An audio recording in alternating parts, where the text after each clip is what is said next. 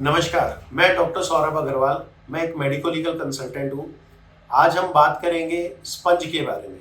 बहुत बार आपने सुना होगा कि स्पंज ऑपरेशन के दौरान पेशेंट के पेट में रह गया। ऐसा क्यों होता है और हम इससे कैसे बच सकते हैं? आज इसी के बारे में हम विस्तार में बात करेंगे।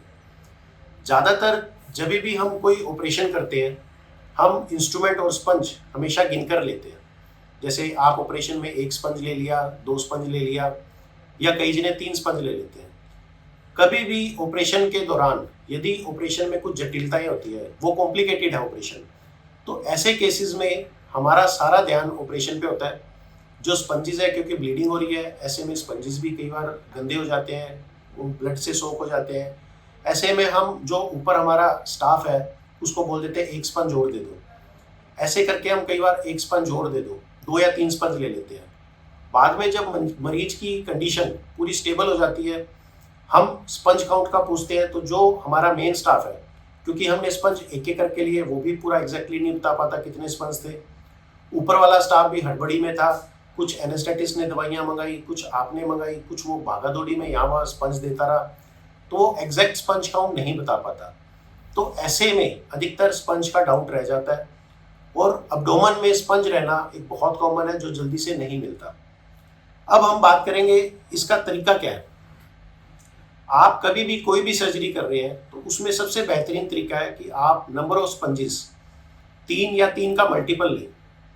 जैसे भी कभी भी कॉम्प्लिकेटेड कोई ऑपरेशन हुआ, आपने 3 स्पंज पहले लिए हुए, अब आपको स्पंज की आवश्यकता है तो आप कहेंगे कि 3 का सेट दे दो। तो जो भी ऊपर स्टाफ है वो आपको 3 स्पंजेस और देगा। तो अब आपके पास 3 से 6 स्पंज हो गए, ना कि 3 से 4।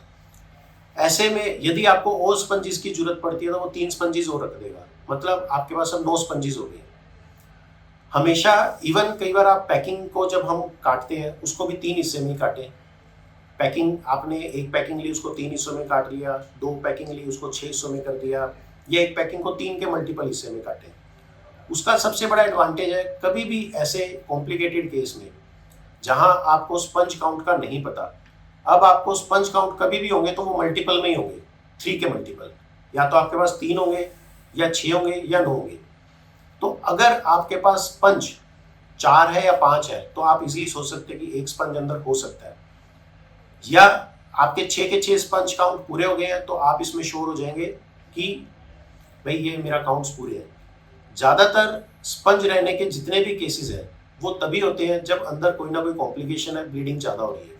आपने उसको पैकिंग के लिए किया, बाद में क्योंकि स्पंज काउंट पता नहीं लगा और वो वहाँ रह गया।